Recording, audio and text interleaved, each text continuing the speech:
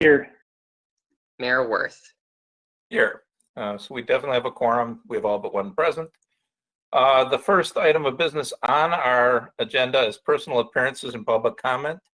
Unless I missed it, nobody registered to speak for this evening. Is that correct, Mr. Sheneman? Yes, I believe so. I think public comment's supposed to go to Caitlin for this one. Anything coming your way, Caitlin?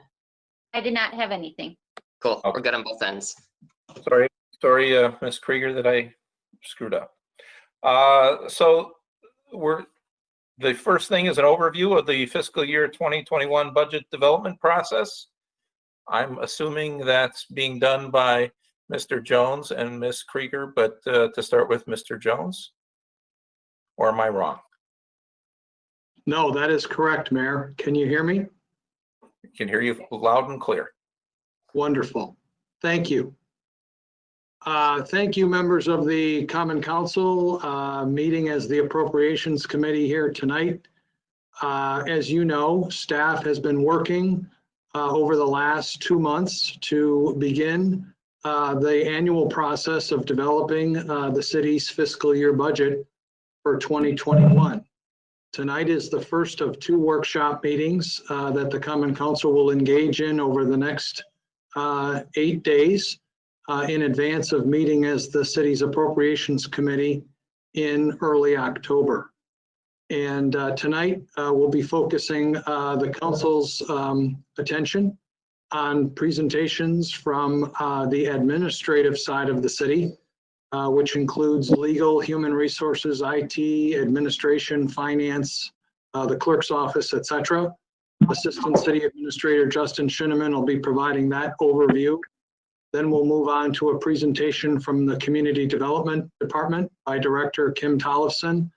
And then we'll wrap up things later on this evening with Director Kristen Lundeen providing an overview budgetarily regarding the Public Works Department. But before we get into those presentations, I thought it might be helpful to just provide a broader overview regarding the budget development process here in 2021 and some of the broader considerations and factors that are at play here as we move towards budget adoption in early November.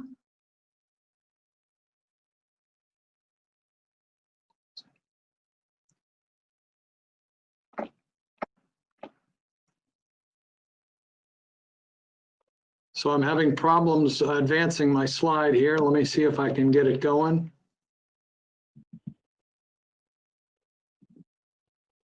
Does the arrow button work? Or a space bar? I'm happy to pull up on my end if that helps too. It was just moving before the mayor called the meeting to order, so I'm not sure what's going on here.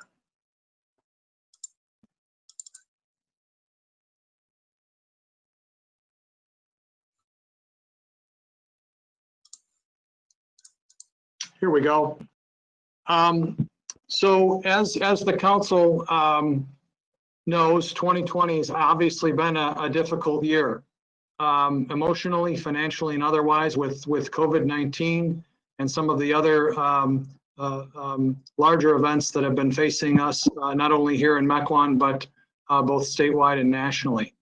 As a result, particularly with respect to COVID-19, the city has experienced a number of cost increases relative to virus prevention of our staff here and obviously the public, as well as certain decreases in a number of revenue sources that we'll go through here tonight. Last year, we accelerated our budget process with the delivery of a preliminary budget in early September, and we're following a similar approach here in 2021. Albeit into a year where it's likely that we're going to be reducing our spending plan on a year-over-year basis. With this status quo approach, albeit with some budget reductions that are anticipated, we also have an opportunity to look ahead and talk a little bit about another major debt finance project over the next 2 to 3 years that may go a long way towards addressing some of our longer-term needs throughout the community, as well as those identified during the 2018 capital analyses that we did across the city's right-of-way infrastructure, our facilities, and our fleet. Tonight's agenda I went through already, so I won't spend a lot of time on this slide. But during my portion of the presentation tonight, we'll quickly run through the 2020 budget update that was provided in the council's packet. We'll spend a little time on the 5-year financial forecast and the capital plan. We'll talk about some of the factors affecting the preliminary draft budget and budget development efforts to this point. And then, as I mentioned, we'll go through the individual departments and hear from the directors. Lastly, we'll entertain questions from the council. And certainly, given that this is one of 2 budget workshops that we're engaging in over the next week or so, if there's anything else that the council doesn't see tonight that you'd like to see at next Wednesday night's workshop, certainly we'll have time to talk about that and put that on the to-do list. In terms of the update for fiscal year 2020, the finance department put together charts that are, yes. Despite your impressive 6-pack abs, I don't know if you know that that's what we're looking at. Oh, my apologies. Okay, so the fact that my slides weren't advancing was I was just trying to get a view of the screen, but I can see it now. In terms of the fiscal year 2020 update, staff is projecting a revenue shortfall of about $800,000, and this is about 5% of the budget overall in the general fund, which is just north of $17 million. Fortunately, taxes and shared revenues, which are very reliable sources of revenue, are on target to meet the expenditure targets originally identified last year, and that's 88% of our budget. So in that respect, we're doing very well. However, fees that the city collects for inspections, liquor licenses, first false alarms, and parks and pools, and the pool are down significantly, as indicated in the reports included in the budget packet. The council will recall that staff went through a rather exhaustive exercise across all of the departments earlier this year to identify revenue or expenditure reductions, rather, to correspond with the anticipated shortfall that we're seeing across the budget. Those included hiring freeze, a freeze on non-public safety overtime, and various other line items, including travel, training, and conferences. Those updates have been provided twice now to the Finance and Personnel Committee in June and again in July. And right now, we're confident that we've identified enough expenditure reductions to correspond with those declines that we're anticipating in revenue, such that we'll be able to end the year in the black. As I mentioned, we've also had some increased expenses in several departments due to COVID-19. However, the good news is many of those expenses will be reimbursable through the Routes to Recovery grant program currently being administered by the state of Wisconsin. Here's a slide which basically just encapsulates the 2 charts that were included in the packet. And as the council can see, to date, through August 31st, we've collected nearly 83% of the revenues that we've budgeted for fiscal year 2020. On the expenditure side, we're just under the 66.6% threshold, which was where we would be budgetarily through 2/3 of the fiscal year. So again, we're doing a very serious and focused effort in terms of managing our expenditures so that we can come in with a balanced budget at year end. One of the requirements within the city's financial policies that were revised and approved back in 2018 stipulates that as part of the budget development process each year, the council will review various fund balances across the city's funds in connection with development of the budget. On this screen are the major funds that are included in a chart that was within the packet that was distributed to the council last Friday, including the city's general fund, park impact fees, the revolving loan fund, and the funds for the debt service funds for tax increment district number 2 and Tax Increment District Number 3. As noted in the memorandum from my office in the budget packet, staff anticipates that the fund balance in the general fund, after all is said and done, will be down to about $1.85 million at the end of this fiscal year. That's equivalent to about 10.6% of our annual revenues. Park impact fees continue to grow due to ongoing development in the city. And we're continuing to remain hopeful that that number will increase in future years and start to give us the resources to begin pursuing some of the recommendations contained in the Parks and the Master Plan completed last year. The revolving loan fund balance is anticipated to be just under $300,000 at the end of this year.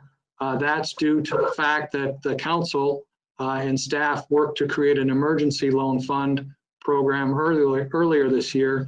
And right now we have, I think, 16 emergency loans out on the street, which has reduced that balance significantly. Notably, on Tax Increment District Number 3, the deficit in the fund has gone down quite substantially to the point where we should be just north of $100,000 in that fund by year's end. So that's a really good development financially, and it speaks again to the success that we're realizing within Tax Increment District 3 here in the town center. I'm going to turn it over to the finance director right now, Caitlin Krieger. She was the author of the 5-year financial forecast that was also included in the council's budget materials. She'll walk you through quickly some of the assumptions and some of the details related to that, and then we'll keep moving on.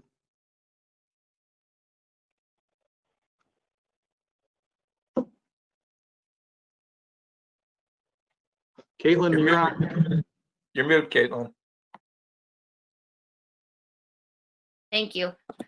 As Will had mentioned previously, there are several documents that are required to be distributed to the Appropriations Committee or Council as part of our financial policies each year. The 5-year forecast is one of those documents. On your screens, you can see some of the assumptions that were used in the development of this year's forecast. I would just want to make a note that even though some of these projections can be helpful with planning and things like that, as illustrated in 2020, things can change very quickly, and these models are open to constant adjustments and even large realignments. So if there's any interest in taking a deeper dive into this model, I would recommend, and with Will's recommendation as well, we want to postpone any discussion, deep dive into this forecast until we do a larger discussion as part of the long-term strategic planning starting at the beginning of 2021.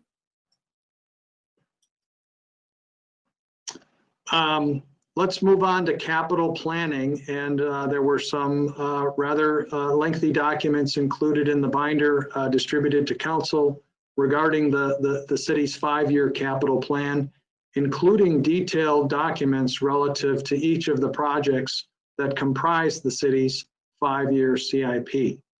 As the council knows, the city uses a combination of pay-as-you-go and debt financing to finance or fund capital purchases and capital expenditures. In 2020, pay-as-you-go funding amounted to just over $1.25 million, and debt service constituted about a $3 million obligation on behalf of the city. We did see some increases coming out of the Appropriations Committee last year for fleet replacement in the police department and the public works department, as well as a one-time allocation for fire station repairs. For 2021, as noted in the packet, pay-as-you-go requests total just about $3.5 million. And I'll be formulating recommendations on allocations for capital spending on a pay-as-you-go basis within the proposed budget that will be distributed next Friday. And despite the fact that we have a number of requests that are obviously exceeding our available resources here going into 2021, Nevertheless, we've taken many steps forward in terms of addressing our capital needs across the organization and throughout the community over the last several years. And I think it would be helpful to just kind of take a moment and review kind of where we've been from a capital planning perspective, where we are now, and where we might be able to go here in the next couple of years. On the screen is a listing of some of the highlights from the last 5 years from a capital and infrastructure perspective. We've issued two bonds for more than $10 million to use upgrading the city's road system and our parking lots. Those took place in 2015 and 2019. We've renovated and expanded the Public Works facility. That project was completed in 2017 to the tune of $9 million and helped us reduce our facility footprint from 11 down to 8. Additionally, we completed 3 asset reviews in 2018, as I mentioned, as well as a parks master plan last year. We now have set up funding for road maintenance within the annual budget to the tune of $350,000 a year, and identified new recurring funding streams for both facilities and parks at $175,000 and $50,000 respectively. The East Trunk Sewer Project, one of the largest public works projects in the history of the city of Mequon, finished ahead of schedule nearly by a year and $4 million under budget in 2019. We have a new City Hall Civic Campus parking lot that was completed last year. The Public Works Department has completed more than 50 projects. It's probably a low number. I'm lowballing the department via funding and in-house efforts on the part of our staff. And the water utility continues to grow and has realized growth of approximately 25%. And a lot of that is attributable to the addition of more than 500 customers from Bayside back in 2017.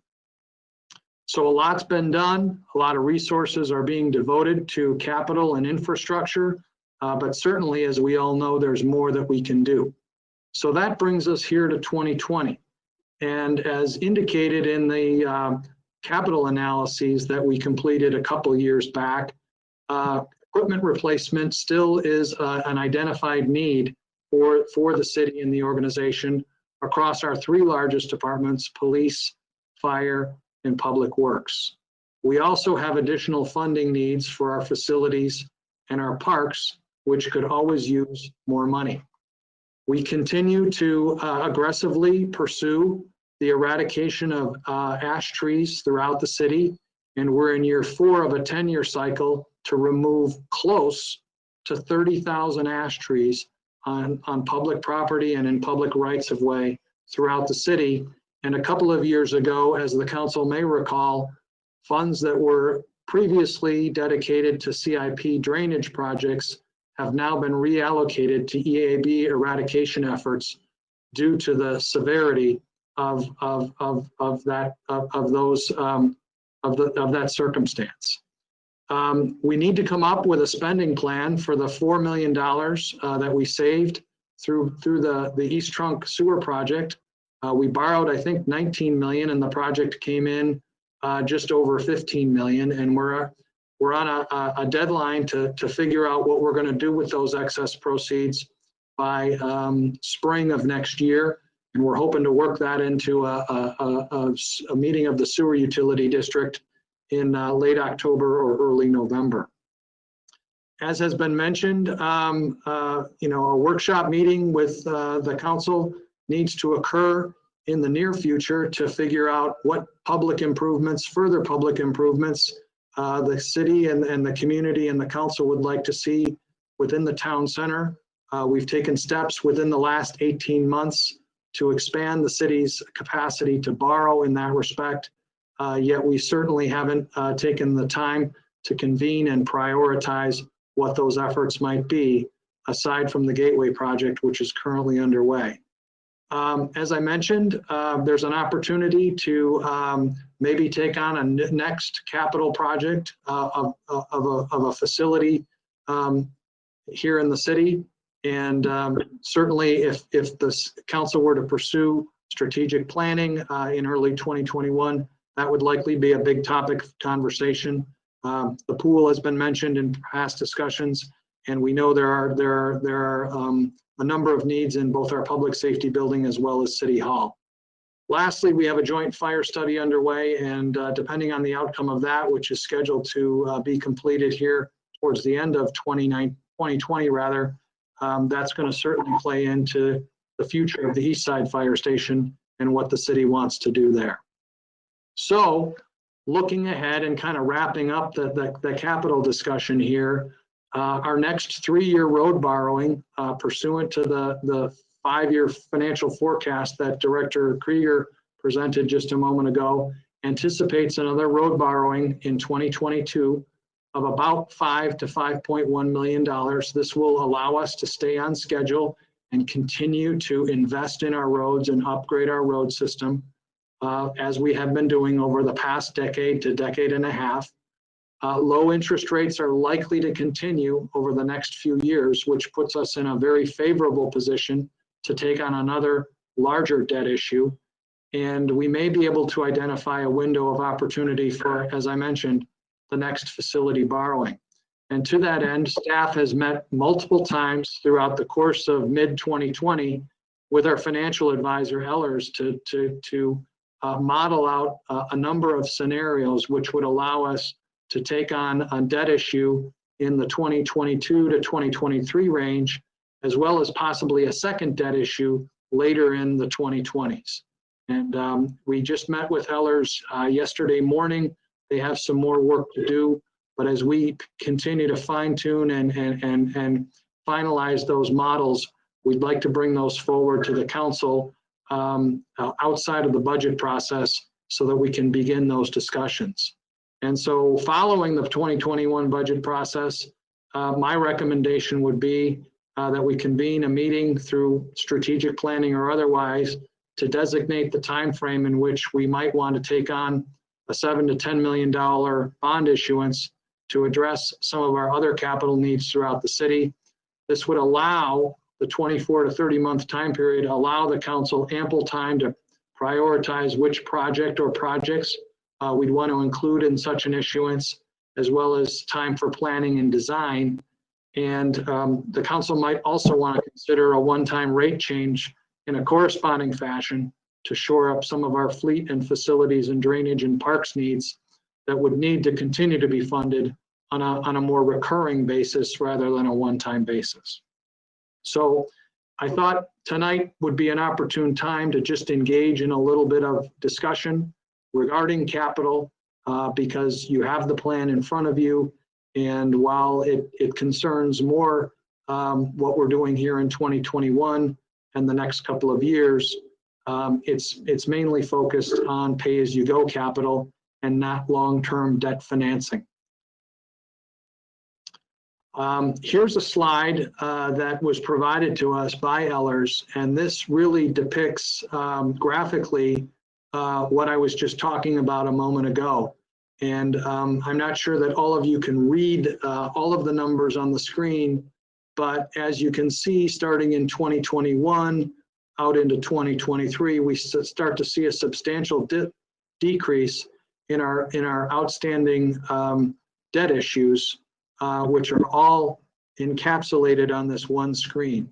And the dark blue tranche on the screen is the most recent debt issue that was included for the 2019 road borrowing, and the lighter blue tranche just underneath the darker blue tranche is the money that is still owed for the Public Works Facility project that was completed in 2017.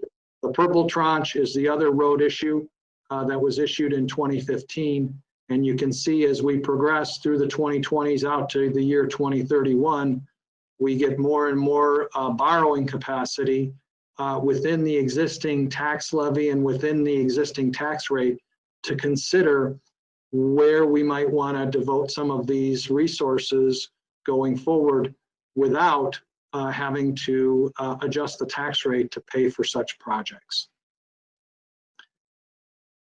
So where does this all fit in from a calendar and a timing perspective? Well, one of my jobs is to kind of keep all the balls in the air moving and certainly moving forward.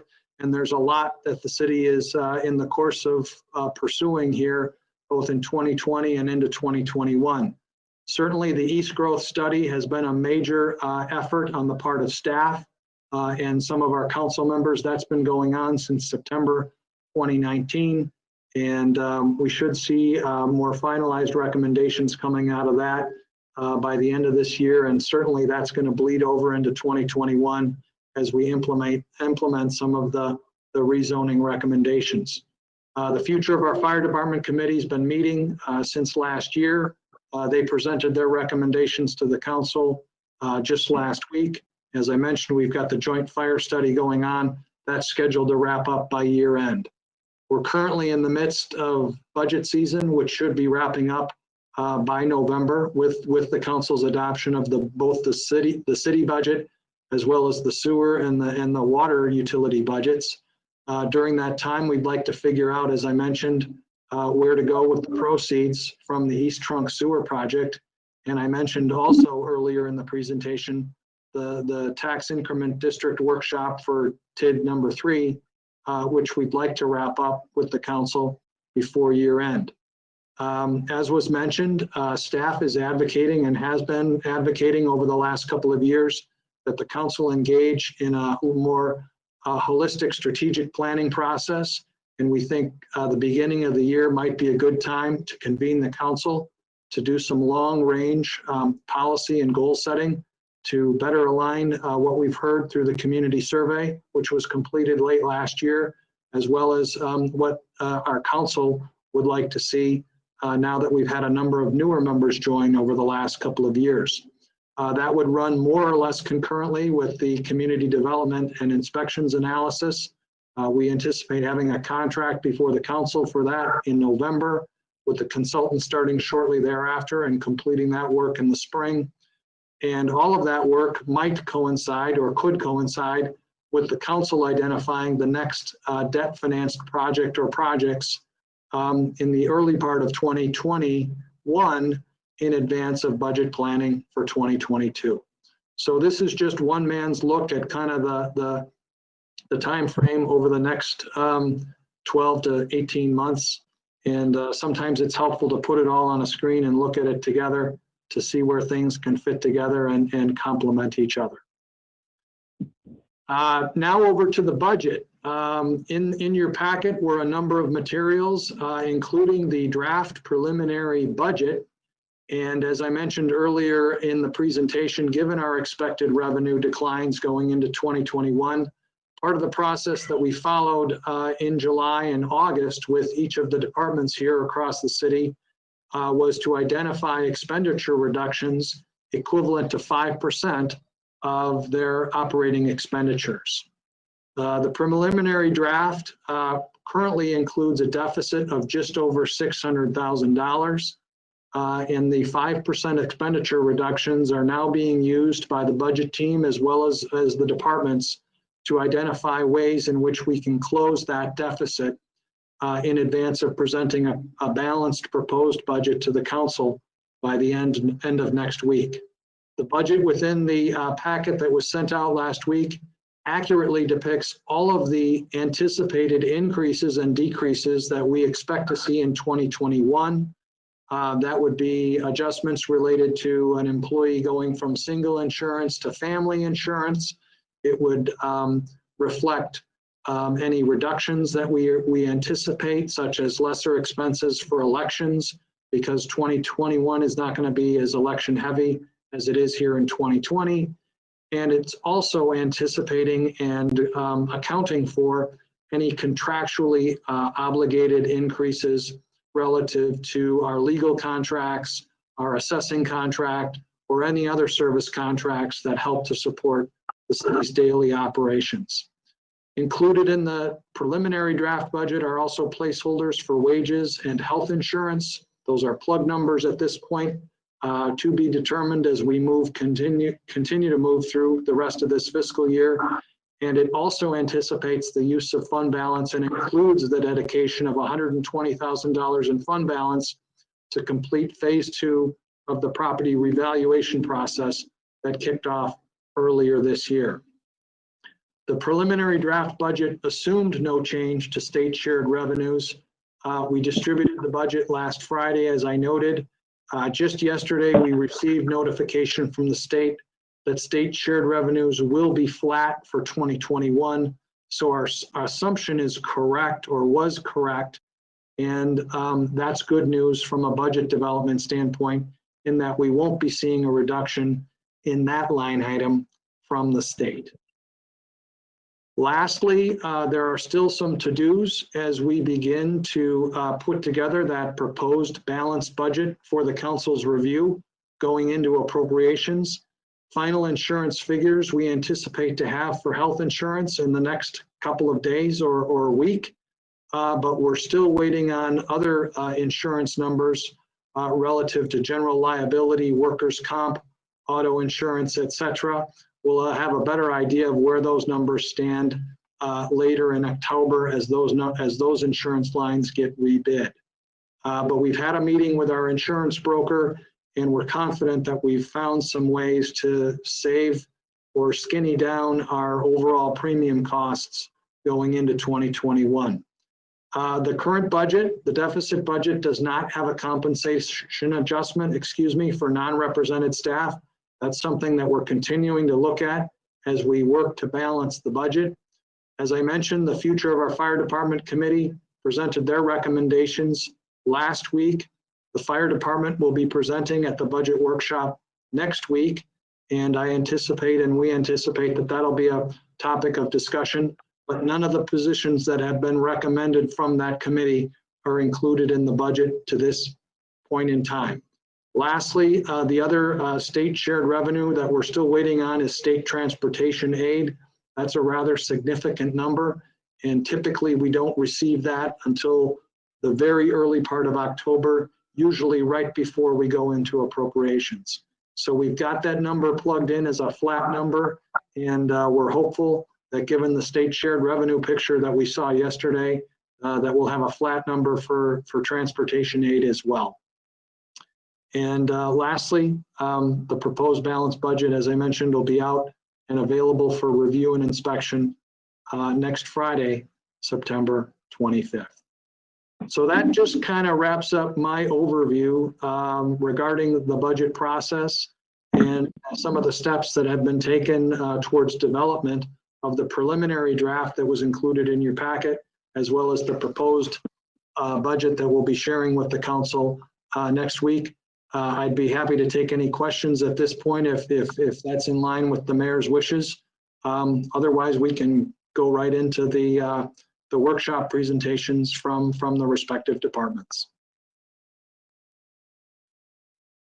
Anybody have any questions about at least what Will's gone over already? Hearing none, we will move on to individual. Are we going into individual departments, Will, or an overview of the preliminary draft fiscal year 2021 budget? I mean, you kind of gave that. I'm not sure what. Yeah, I hit that one towards the end of Yes. my discussion, and so we're going to go right into administration, which, as I mentioned, is sort of a collection of all the internal service departments supporting the city. Just so we can make sure that we cover each one of the three areas appropriately this evening, if we can let the staff member, in each case, unless he says or she says something you just don't understand and want to stop to ask for clarification, that's fine, but let them do their presentation, and then at the end of each presentation, we'll have questions and discussion and, an opportunity to talk about policy things and what you'd like to add and subtract, rather than chopping up the presentations. I hope that's okay with everyone. So will you start off with administration? Will's muted, but I think he was trying to say that it's on to me to present the administrative departments portion. Yeah. Mr. Shinneman's going to take the lead, and I'll jump in as may be necessary. Alrighty, as Will mentioned, the administrative departments comprise a large number of areas here in the city through the city administrator's office, the finance department, the clerk's office, and some of the divisions such as IT and elections and legal services. And can't forget human resources. And, oh, mine's not advancing. There it goes. And across all those departments, divisions, a large number of services are provided. I won't read the whole entire list here, so don't commit death by PowerPoint, but just to touch on a few that are quite impactful. These departments are involved in everything from elections, utility bill collecting and issuance of bills, financial reporting, agenda management, budget management, and internal services like IT, and human resources and hiring. Make all those various functions happen, city employs just shy of 12 full-time equivalencies or number of individuals. And it's important to note that our information technology is supported by a contracted individual, Len Mequon, and the legal services is supported by our city attorney, Mr. Brian Sadak. Over the year, there's been a large number of accomplishments across these departments and divisions, but just to touch on a few that we have here and be judicious with time, a couple of the huge ones were the annual fee schedule review. That was a lift by multiple departments and the Finance and Personnel Committee throughout 2019 and 2020. Additionally, the phase 1 of the reevaluation process is underway and will continue to phase 2 next year. And as Will mentioned, the joint fire and EMS study is currently underway with 9 other communities in the larger area to explore joint services. And I just want to take a minute to mention that we are currently in the process of finishing up the RFP for a new labor and employment legal counsel that will be on the council's agenda next month for approval. Looking ahead, some of our objectives for next year include a organization-wide strategic planning effort that will help us all align goals long-term. The community development and inspections analysis is another proposed objective for next year that stands to have an impact on the city long-term. And additionally, as I mentioned, phase 2 of the reevaluation process will be taking place next year. The last point, just wanted to quick mention and take a side moment to talk about here is the information technology needs analysis. Part of the 2021 budgeting process, we've done a little reorganization structure-wise internally. Historically, IT has been reporting to the finance department to help share the load, since the finance department manages the assessing contract and is going through the reevaluation process. The IT has switched to the city administrator's office, and I'm overseeing the IT division on behalf of the city now. And part of my first foray into our IT is to complete a needs analysis that looks both at our infrastructure and staffing structure as well. Generally looking at the budget for these administrative departments, it's remained pretty stable over the years. I just wanted to mention the reason 2020 looks like it had an increase is largely due to 2 things. One, that's the funds for the reevaluation process underway this year. And 2, a lot of the departments in the administrative area experienced cost increase due to COVID-19 that will be refunded as part of the CARES Act submissions. In general, these departments have some revenues. I just wanted to mention here on this slide that the city clerk's office licensing line item seems lower than it would typically at this point. I just wanted to mention that it is due because of the reduction in liquor licenses for 2020. Otherwise, all other fees and licenses revenues are on track for this year. Overall, the budget for these various areas will accumulate or come together as $2.23 million in 2021. And that number is generally broken down in 4 categories. There's about 1.2 million in the personnel portion of the budget. There's additional just shy of $1 million in contractual services. And then commodities, equipment, small capital tools, equipment make up about the remaining $71,000. And as part of our efforts for the 2021 budget process, there was some recognized changes across the departments that will have an impact and have been included in the preliminary draft budget. And if the city needs to identify 5% reductions across these departments, we have identified some in each. On the screen now are reductions proposed for the Common Council Administration and Legal Services budget, which will total about $35,500. Next up is information technology. This budget, we were able to identify just shy of $16,000 that could be cut if needed. Again, we would hope not to have to make these cuts, but if needed, these are opportunities that are identified by staff within the IT budget. Same has been done for the finance and assessor's office respective budgets. $28,000 has been identified. I wanted to point out the last line item there, the reallocation of 1 FTE to utilities. That is due to the finance department tracking hours more efficiently for staff and realizing that one of their administrative assistants is devoting a significant portion, if not all their time, to utility accounting at this point, and it makes sense to reallocate as time is being spent. Furthermore, human resources has identified up to $30,000 in potential cuts to meet that 5% goal if it's needed. Again, we would hope have to do all of these, but if needed, those are options that staff has identified that the council can utilize. And then end on a positive note, if there's opportunity for future changes or additions to the budget, 2 additions that we wanted to mention are the strategic planning initiative. If that's something the council wishes to do or begin next year, we estimate it costs anywhere between $12,000 to $15,000.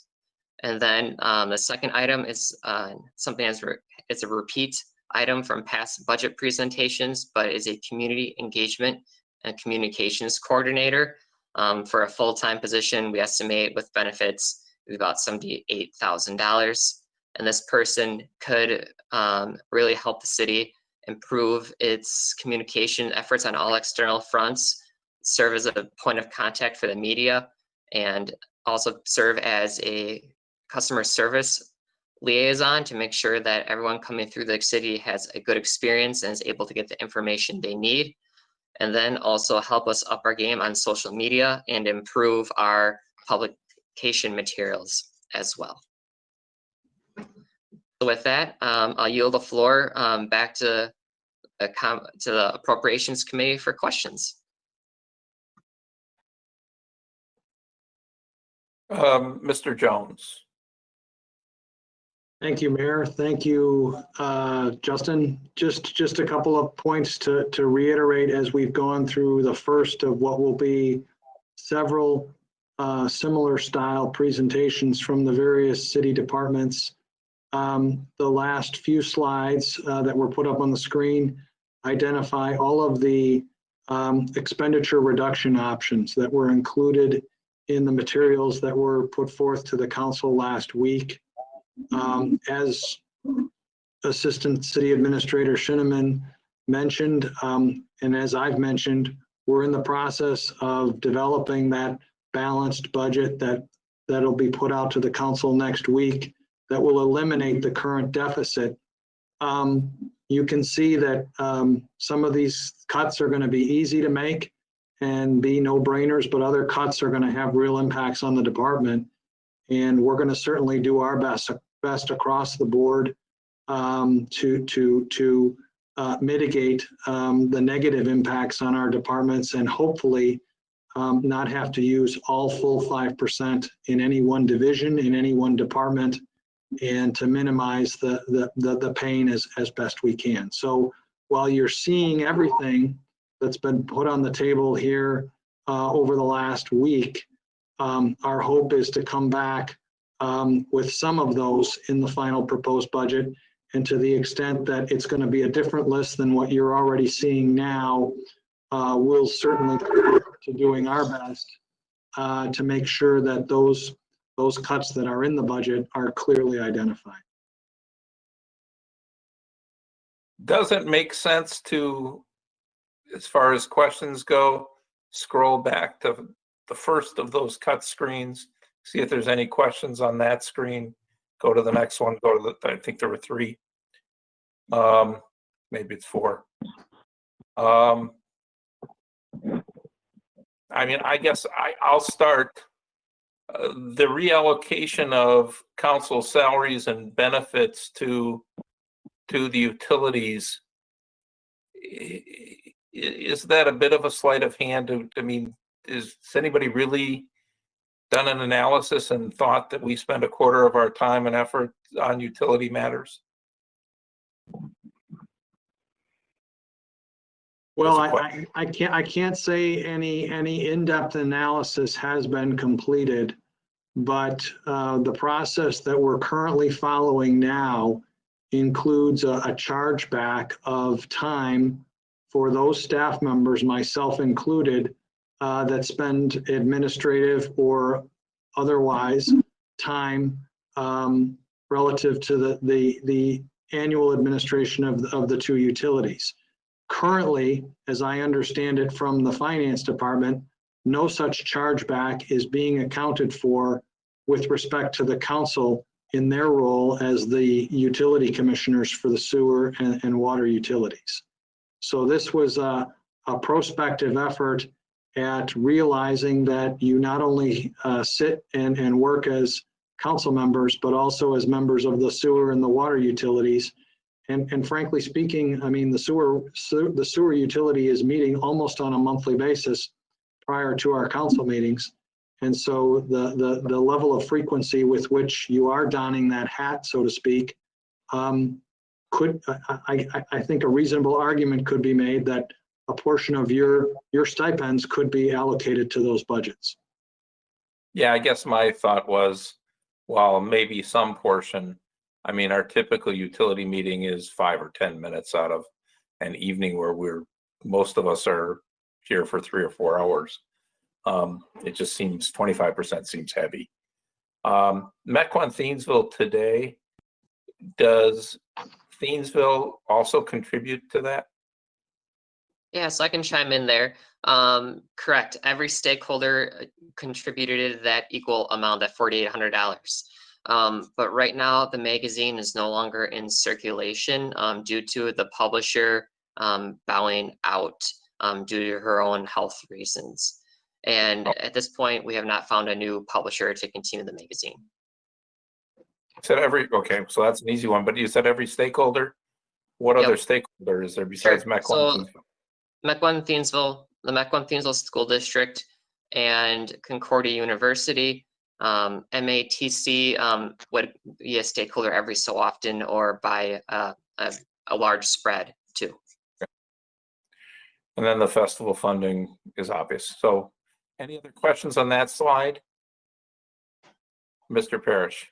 Can you just explain what the cut in 10,000 to festival funding actually means? It goes from 10,000 to 0. Yeah, so there would be a carryover from this year. The festivals didn't take place this year, so they would still have 10,000 next year. We just would not be funding them with an additional $10,000 next year. So we would forego 1 year of funding. By the way, historically, the city funded 0. That was actually a new initiative, which then kind of fell flat because of lack of festivals. They are going to hold something for Winter Wonderland. It's going to be a little different.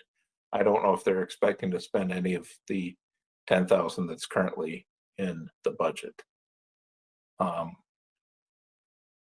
Any other questions on this slide? Can we go to the next slide?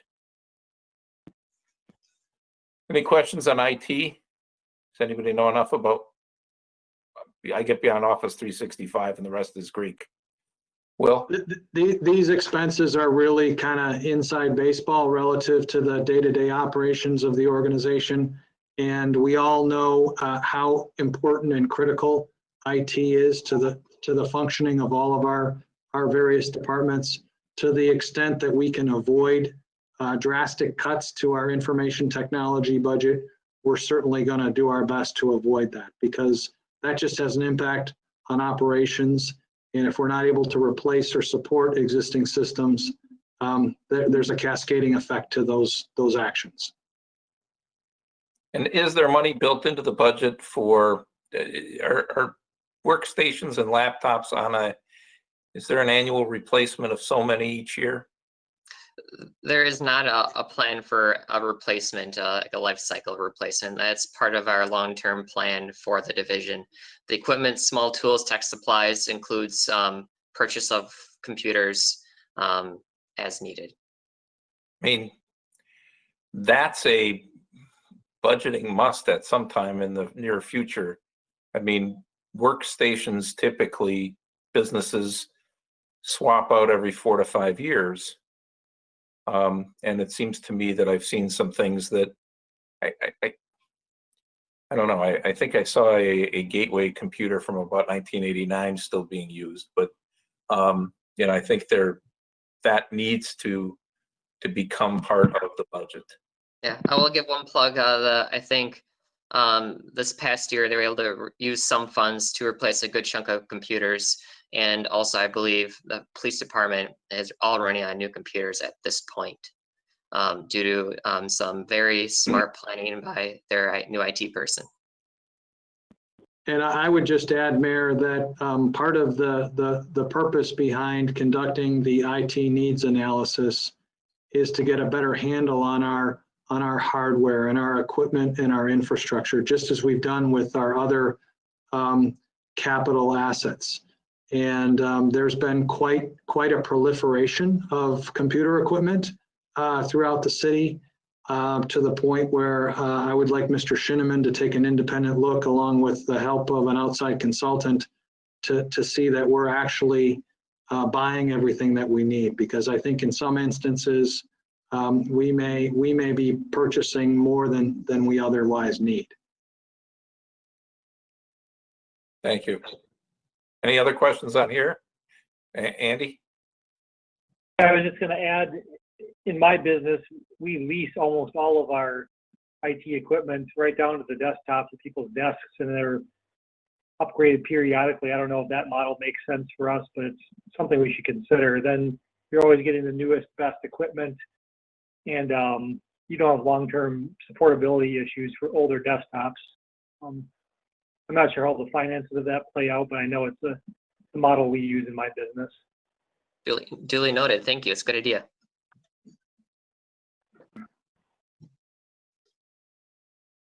Okay, if we don't have any other questions here, let's keep moving. Any questions on this chart? This one seems, you know, the few things that maybe not everybody knows what they are, but the biggest one, the reallocation, that actually makes some sense, in my opinion. And next chart. Any questions here? I would just go ahead. So again, these are all smaller dollar items when you're talking about a deficit north of $500,000. And we'll be looking closely and combing through the various lists, this one included, to find out which options make sense in terms of the overall larger picture and the number that we need to get to. My only comment is, and I don't know what kind of psychological evaluations and pre-employment screening, but I hope we are not going to cut out things that ensure we don't hire I don't know about psychological evaluations, but certainly safety checks and some sort of screening of anybody we hire to make sure we're not bringing on people that we shouldn't be bringing on. Any other questions here? Labor Council goes down because presumably we will have completed our collective bargaining negotiations out of money that already exists. Is that correct? Yep, and if needed, reduce the budget further. Was there another screen after this? Future opportunities. The strategic planning dollar amount seems overly high. But anybody have any questions or comments regarding this screen? And Mr. Nervin, Alderman Nervin.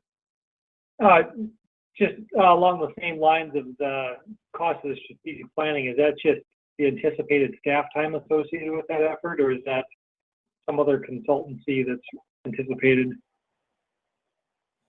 Staff would anticipate bringing on board a facilitator who has experience in working with elected boards, who has experience with helping elected boards formulate a strategic plan on behalf of the organization and or the community.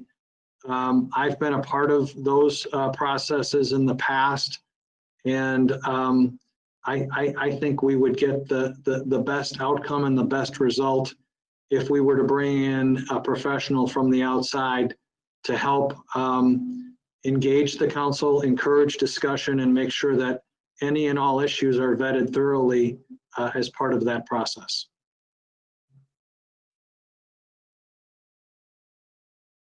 We can have more discussion about each one of these things at a later date, but I mean, I'm not trying to cut it off, but anybody else have questions? That number just seems high. If not, I think we're on to community development.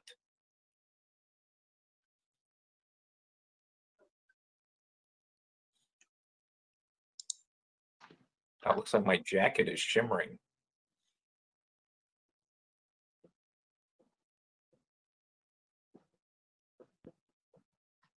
Supposed to not wear the one with sequins in it. Yeah.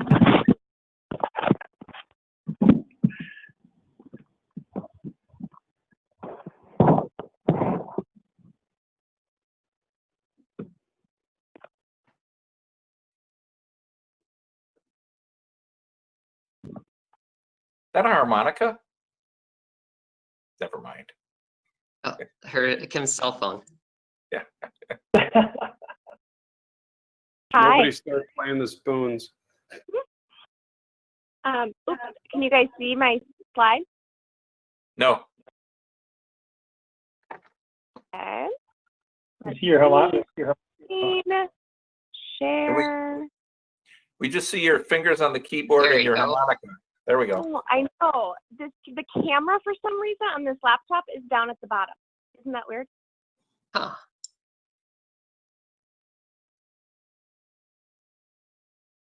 Okay. All right. So the overview of our key services, I think most of you know after being on the council for a number of years. The Community Development Department is made up of 2 divisions, both inspections and planning. Of course, we do inspection services, we do plan reviews, so we're reviewing all of the dimensional requirements and all of the fixture requirements. So we look to ensure compliance with all of the necessary codes. We also do erosion control compliance, and we are staffed to the Architectural Review Board, as well as Board of Appeals. On the planning side, we of course conduct long-range planning, policy analysis. We do administration of multiple codes, as well as enforcement of those. We review current development proposals. We handle landmarks, local landmarks, although those are few and far between. And then we also handle all of the GIS mapping system as part of department needs across the organization. And then when appropriate, of course, we're helping take the lead on census, and we gather and maintain demographic data. This is the position summary for both divisions in total. We have 10 total full-time equivalent positions, and we have both a code enforcement officer, which is a contracted service, and we, just as a matter of a couple weeks ago, we are utilizing a non-paid intern. It's likely that that intern will do some other work in other departments, but she is starting in our department and probably will spend the bulk of her hours with us. She actually will be achieving her master's degree in municipal public administration, but we're giving her some exposure, of course, to development issues. Our key accomplishments, we've met, and there's still more to do, but we have met town center objectives over the last 2 years. We created a program and executed COVID relief loans to local businesses. We, in late 2019, kicked off a major policy effort related to what is now being called the Uleo Creek neighborhood. Instead of East Growth, we are going to leverage an amazing environmental feature in that neighborhood. So we're going to start using that term so everybody gets used to it. And we've been working hard, except for a few months, earlier this spring, we had a few breaks in our meetings, but we are getting close to decision making and being ready to forward some recommendations for that. Along with that, we've had the creation and implementation of new zoning districts. If you recall, we established a moratorium for the neighborhood of Cedarburg and Donges Bay. That resulted in a new zoning district for that location, and of course, processing text amendments throughout various planning or policy issues throughout the zoning code and sign code. And then on the economic development side, along with administrating our regular programs, we've recently done some outreach to other economic development agencies in southeastern Wisconsin to see how we can align our current tools and hopefully make those more effective in terms of business retention and possible expansion. In terms of our 2021 objectives, I think this is just kind of the normal stuff that we do day in and day out. Where we serve as staff liaison to multiple boards and commissions. We'll continue our town center development and private investment. We'll continue to do community outreach and economic development tools. And the other notable one that's a little bit outside of our key day-to-day functions is to help be a part of the development study for the operations, and certainly next year at this time be in a position to advocate for some changes as recommendations come out of that study. In terms of our 5-year budget history, you can see 2016 through 2020, and that is the net increase over the course of those 5 years. Revenue summary. For all of our key revenue line items, it's projected to be just a little over 700 for 2020 and about 825 for 2021. Expenditures on the planning side for 2021, you can see personnel and contractual services. Contractual services is one of the areas where we're suggesting reducing our expenditures to meet or exceed that 5% reduction goal. Recognize changes that we had between 2020 and 2021, just to show you some changes both on the planning and inspection side as it relates to insurance, benefits, and salary adjustments. As mentioned in the overall budget memo, we were asked to look at options for restraining expenditures going forward. The recommendation here totals about 8.5% as it relates to salary and benefits, and this would be being achieved on the inspections division side. Future opportunities, as we talked about, both administration talked about this as well as I mentioning it in previous slides. We'll have the operational analysis and specifically looking at advancements on the technology, betterment of the development process and other business practices. public communications, facilities, which basically just means, physical space and organization of staff within City Hall. And then looking at emerging trends that are happening in other planning departments across the country and determining, how we can achieve greater efficiency in streamlining our process and streamlining staffing. We'll manage the TID financial workshop. I think that while we're looking to do one specifically for Town Center in the next couple months, we will, on the Economic Development Board side, be looking at how the other TIDs are functioning, meeting their goals, and if there should be any amendments to those TID districts in order to further align our objectives with other programs and development that we might be seeing in those particular TID districts. As I mentioned, Uleo Creek neighborhood, that will continue throughout the rest of this year, but we're in really good shape with that process right now. And then we'll shift to redevelopment measures for the existing Port Washington Road corridor. And that is the summary. So I'll get back to the slide if you have any questions. I'm not sure that's the slide, but welcome, Alderman Meyer. I see you have arrived. Are there any questions? Thank you. Apologize for being late. No, we just like to see you. Alderman Parrish, I see your hand up. Yes, nice presentation, Kim. Can you elaborate on what $92,000 in cuts in contractual services entails and what we will be losing out on in services?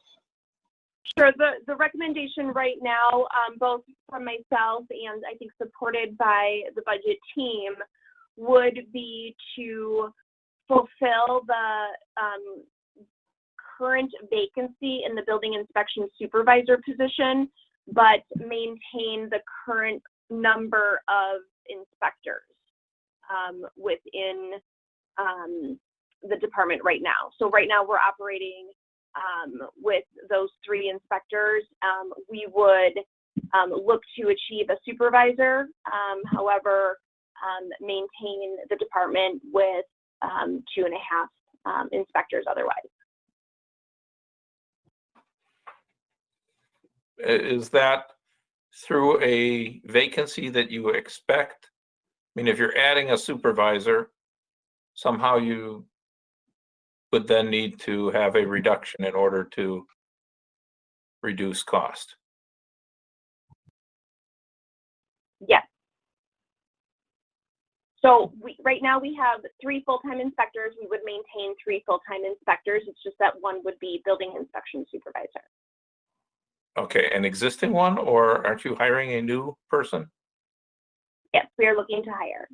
Okay, so it means somebody else is going to retire or something. Other questions?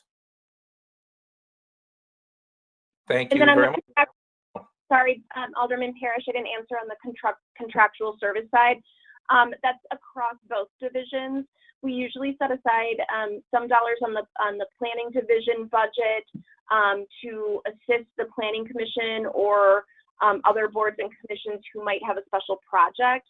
There are at times development proposals that come forward that may have a significant tree issue that the planning commission would like to, hire a specialist to look at, for example. So we haven't eliminated that funding completely, but we've done a little bit of a reduction.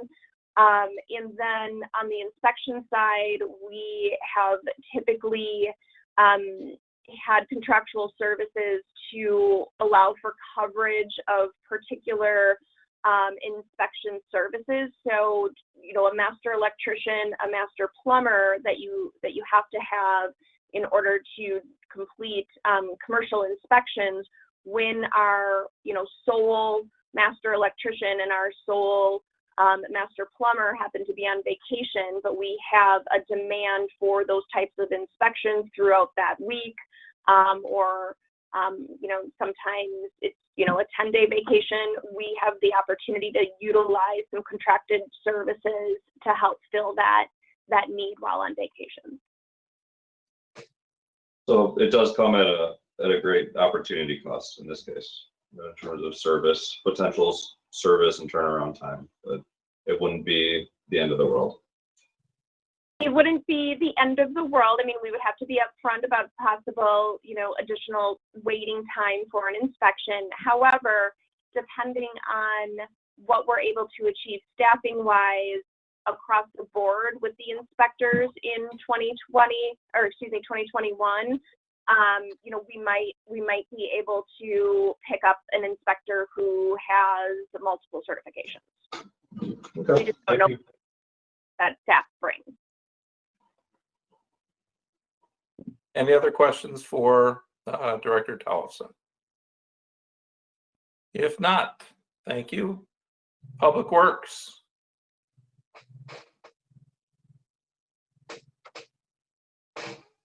Director Lundin. Yes, good evening.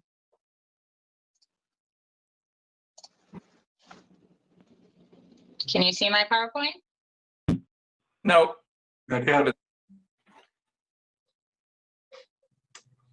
But at least it's been consistent that each presenter has asked that question.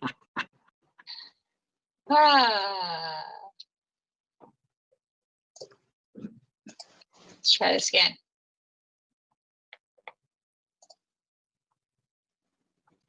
Looks like it's coming. There we go.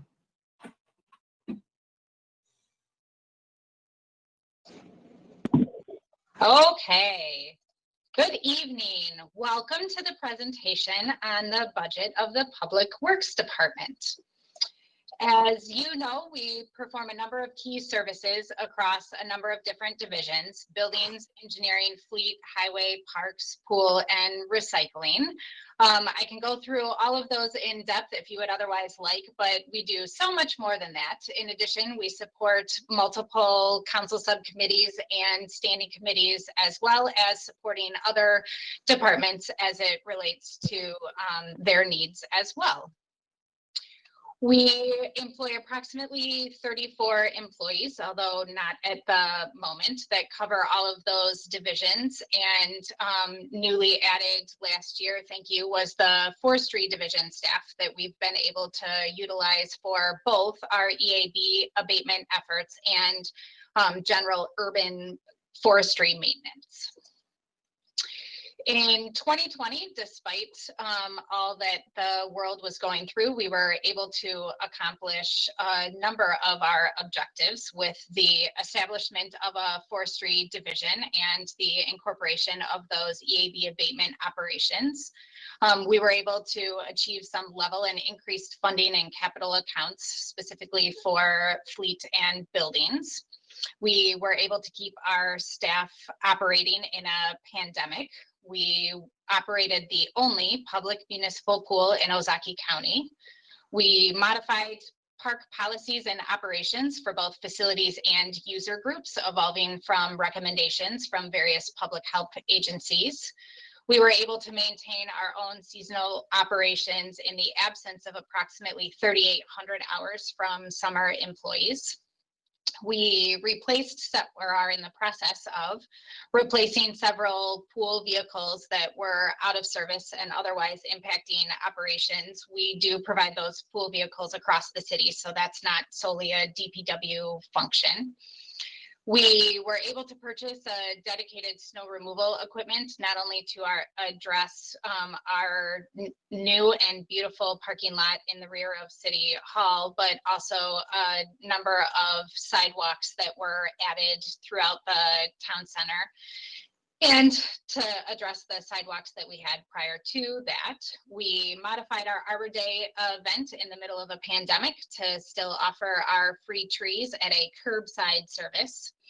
And of course, we were able to maintain and issue contracts for the annual road program.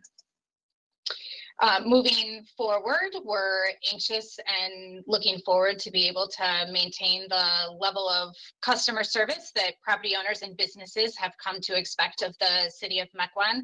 I can tell you that in the midst of a pandemic with a number of people working from home, all eyes and ears have been on the streets, and we have become a more noticeable department, and we're happy to step up to the plate as it relates to those efforts. We're anxious to return to full staffing levels so that we can increase both efficiency and productivity, expand the use of our forestry staff, transition from being reactive to proactive as it relates to capital projects and purchases, and improve the level of service and efficiency by consolidating and refining processes and policies.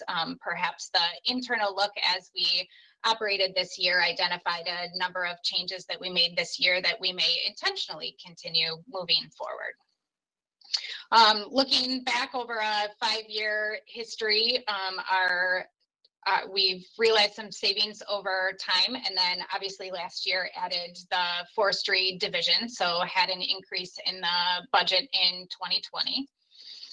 We have revenue from a multitude of different sources: brush permits, which support the brush site, the pool and park rentals, which of course were down this year due to continued capacity limitations, and at the pool, the elimination of the super pass.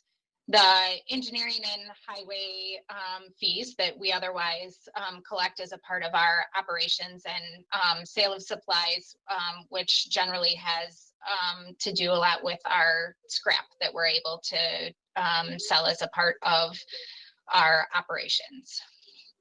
As we look at the expenditures across the entire department, similar to many other departments, a good portion of our budget is dedicated to personnel, but we also maintain almost $800,000 in contractual services, $675,000 in purchasing, and then a small amount for equipment and small tools or small capital as we retain for our department. In looking towards next year, some realized savings that we were otherwise able to accomplish are salary and benefits, mostly just in a balance of those things that were otherwise highlighted, either changes in insurance or some changes in positions as they moved through the department. We do anticipate a continued reduction in fuel pricing, so we expect to see some savings there. We've been able to implement a number of energy efficiency options, both for lighting and HVAC systems, that have resulted in a projected reduction in our utility costs, but we do anticipate some additional contracted service fees, mostly due to either increases that are on multi-year contracts and the difference for the City Hall cleaning contract after we bid out that project for this year.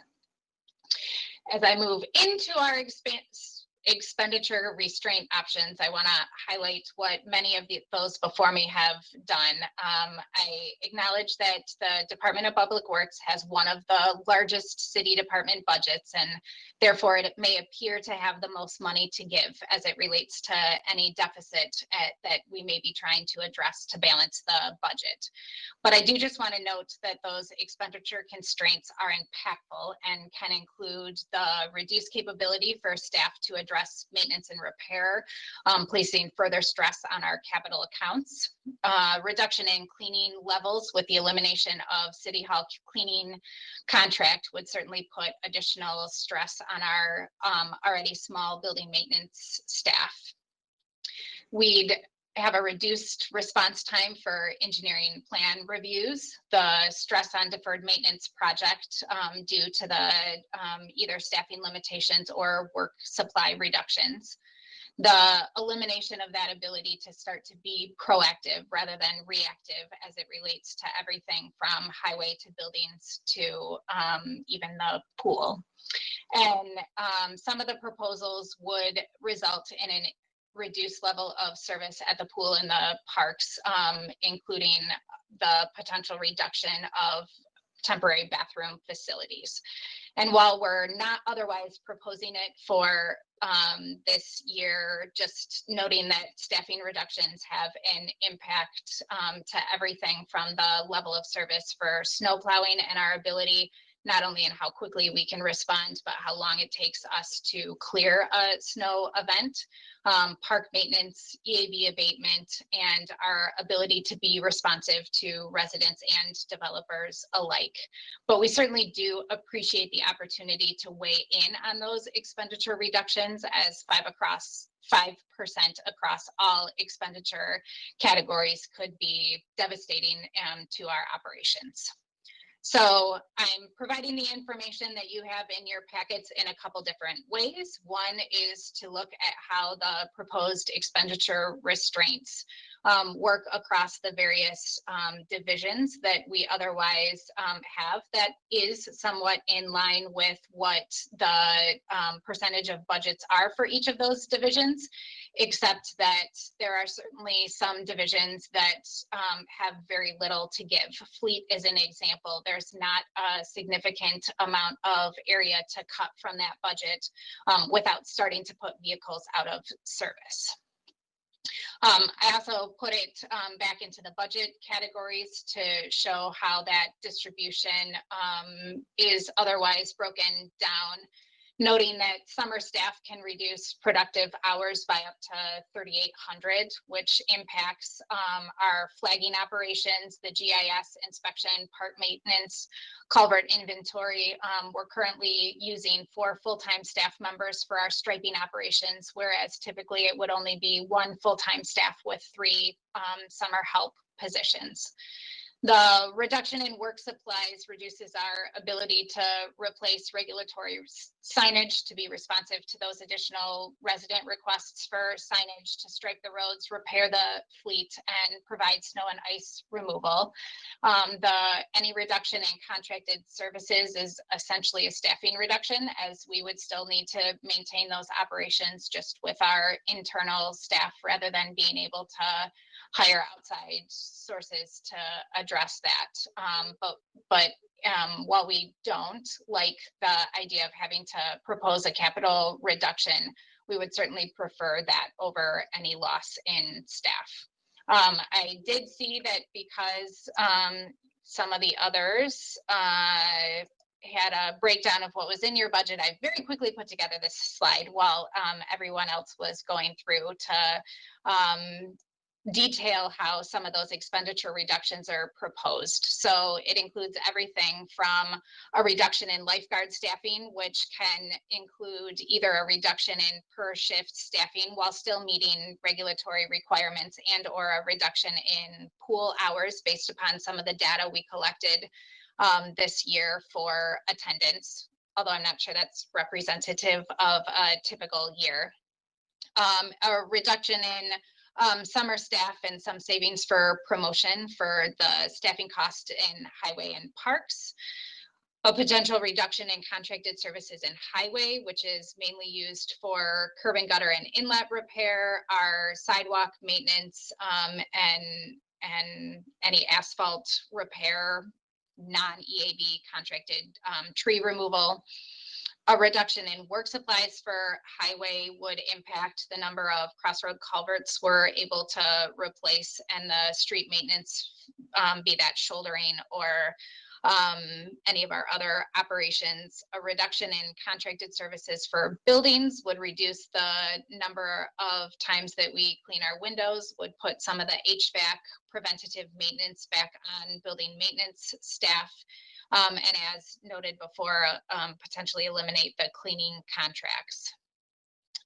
Reduction in work supplies for highway, snow, and ice. We'd all just have to hope that La Nina, sorry, I couldn't find the symbol there quick enough, but just while there is the potential for some savings due to how we purchase our salt, obviously that's very weather dependent.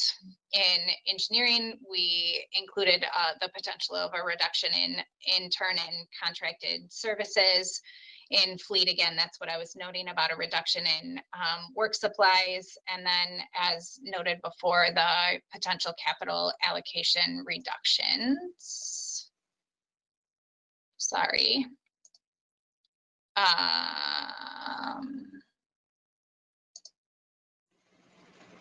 Not done, despite how, sorry.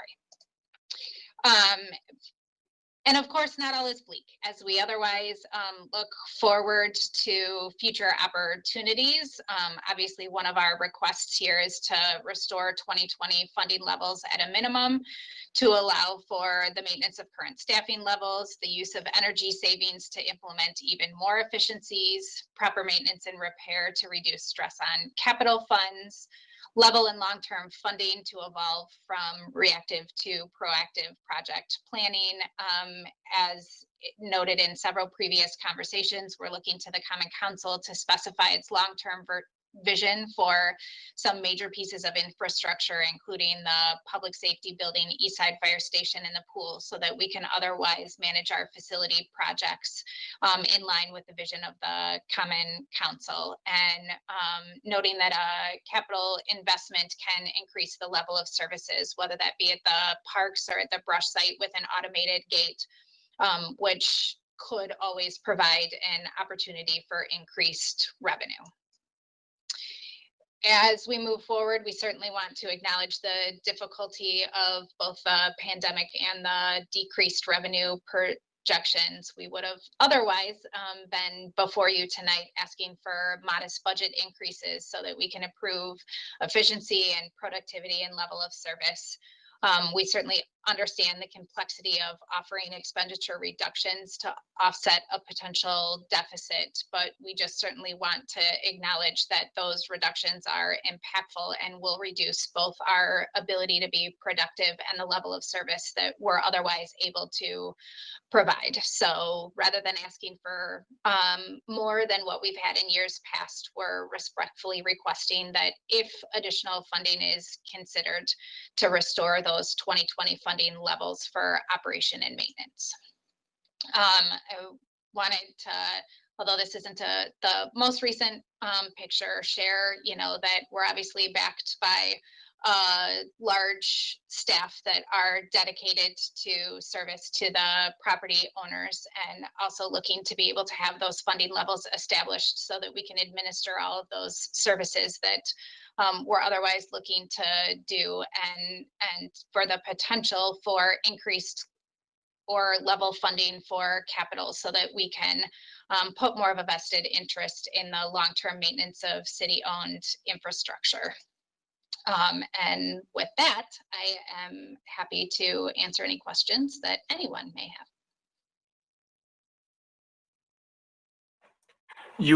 I'll start.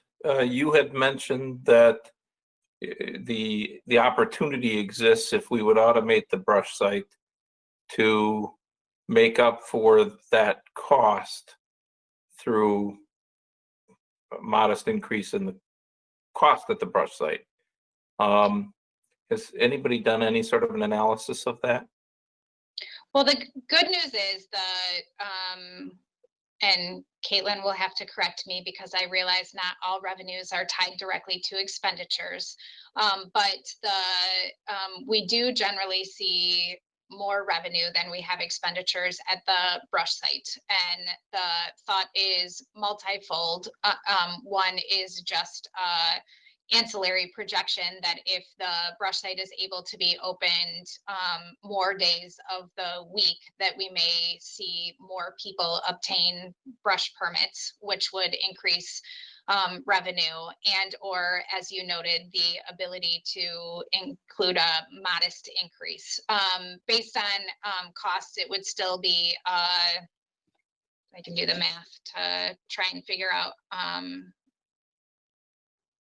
how many years it would have to be for payback.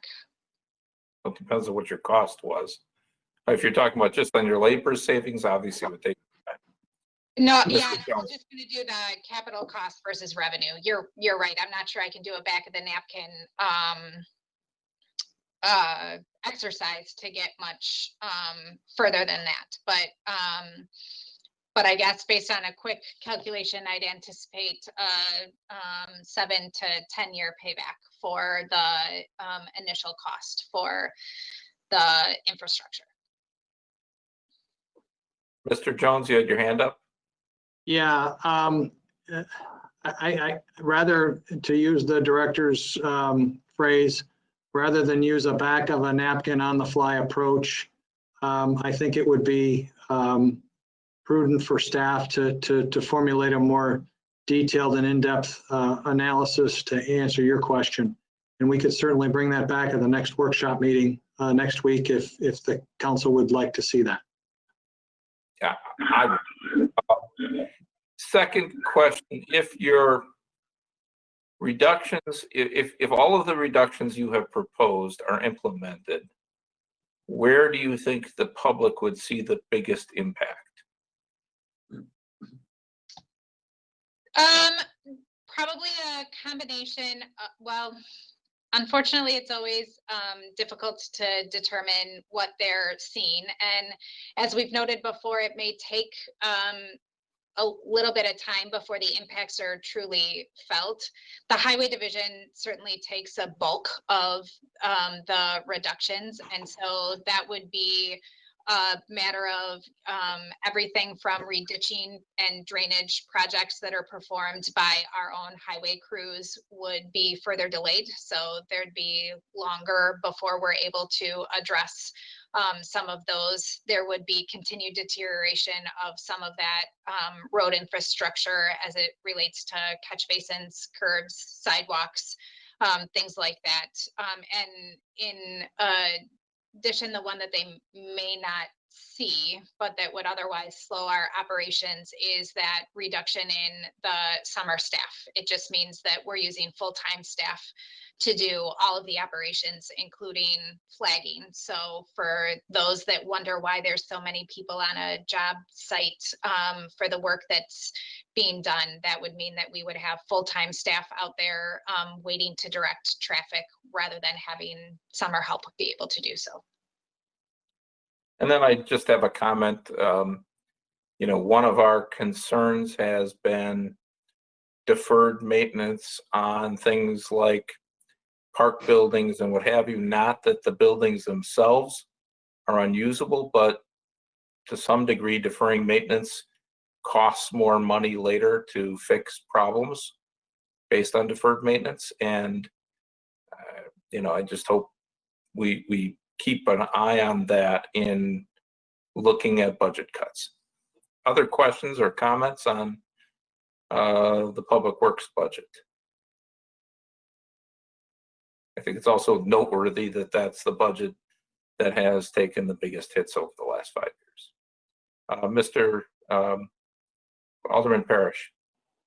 Thank you. And part of my question is my newness to the process. So there's the 800, I think it's 835,000 or 885,000 in capital expenditure requests. And then obviously not all that gets funded. It'd be a portion of that. Do we at any point in this process, whether it's like, I believe in the past, it's been approximately 200,000. Do we go through and prioritize what those things would be, or whether we want to do more things? When does that come into play here? So typically, whether it's the road program or the drainage CIP, the allocation is set based upon budget. So the request, and let's be clear, that request was just for the facility capital budget. I obviously have other requests as well, but that facility capital budget request was based upon the study that was completed and the level funding option. So that obviously had a calculation based on how many years it would otherwise be funded. Unfortunately, we're 2 years behind in terms of what those allocations were otherwise indicated to be. But once the allocation is set, we typically take, well, we would for drainage and roads, then take the prioritized list through the Public Works Committee for consideration and approval. Unfortunately, with buildings, we've just continued to have to be so reactive. We haven't had the opportunity to actually start with anything off the list. The exception being as a part of the budget last year, the renovated bathrooms at the East Side Fire Station were highlighted, and unfortunately that schedule was somewhat impacted by the pandemic, but that effort has resumed, and we hope to get that underway soon.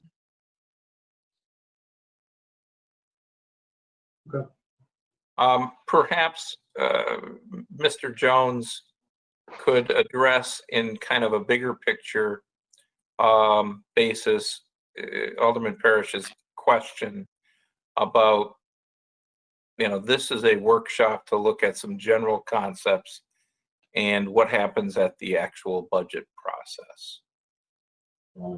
He was asking when can we prioritize among cuts and when can we prioritize to add and subtract?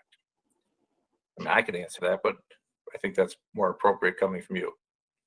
Well, as I mentioned earlier, these workshops are an opportunity to provide the council with a first glance at a preliminary draft budget. The proposed budget that will be distributed next week will include the city administrator's recommendations relative to pay-as-you-go capital, which I think we're talking about right now. Those are the two sheets with the blue lines on them within the budget that preface the detailed information concerning each of the projects that have otherwise been requested. Due to the size of the paper and the packets that were emailed out, the capital budget plan is usually on a larger sheet of paper, which has some additional columns that were cut off due to the electronic nature of this packet. But if you look back at past proposed budgets that have been considered at appropriations, there's a recommendation coming from my office and the budget team relative to the allocations for pay-as-you-go capital. And at that point, the Appropriations Committee, as they consider the budget as a whole, takes into account what I and the budget team are recommending for pay-as-you-go capital relative to all of the other operating expenses contained in the budget. To the extent that the council has any feedback tonight in terms of prioritization, whether that's the goals and objectives you've seen listed out by the departments presenting here, the expenditure cuts that have been identified as options, or anything else contained within the materials that were handed out, we're all ears, and we would certainly like to take any feedback that you have with us forward as we put together that proposed budget next week. Good explanation. Thank you. So that does open the door for people to express concerns, at least with respect to these three groupings of budgets. If there are cuts that people don't think that are appropriate, cuts people think should be deeper, new initiatives, what have you. Let's keep fire and police and who else do we have next week? Whoever we have next week, or in a week and a half. Let's 8 days from now. Let's leave that for then. But to the extent people have some suggestions or want to raise issues, now is a good time on administration, community development, and public works.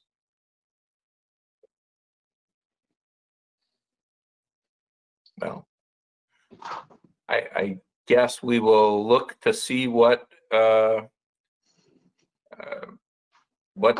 staff comes up with, and as numbers are refined as far as revenue numbers and some of the expense numbers that staff doesn't have right now, like some of the insurance numbers, that will have an impact on what we do.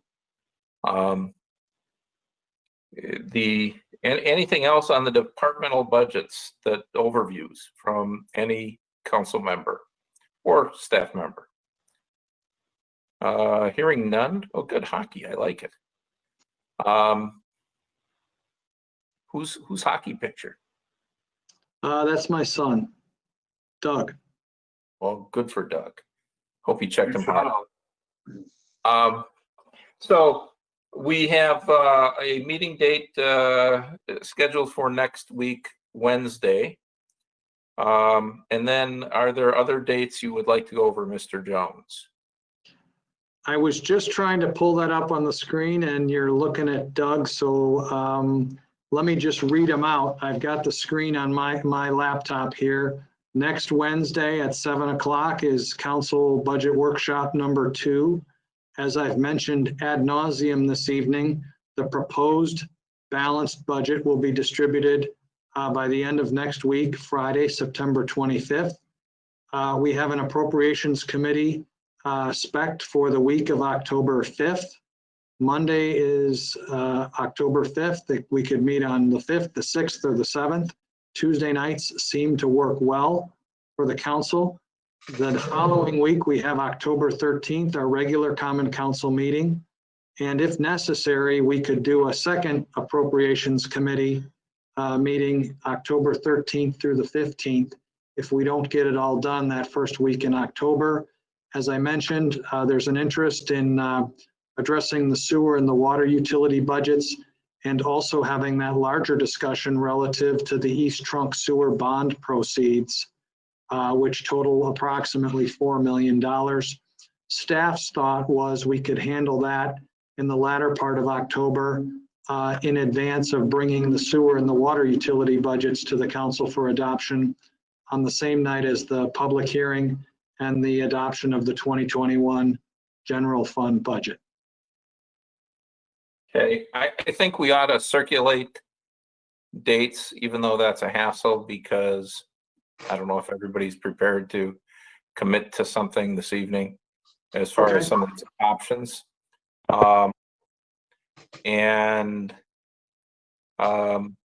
You know, tonight is complex budgets. Next week will even be more complex, and then it'll be a fairly short turnaround between the Wednesday workshop and the Friday budget. So I think the council probably ought to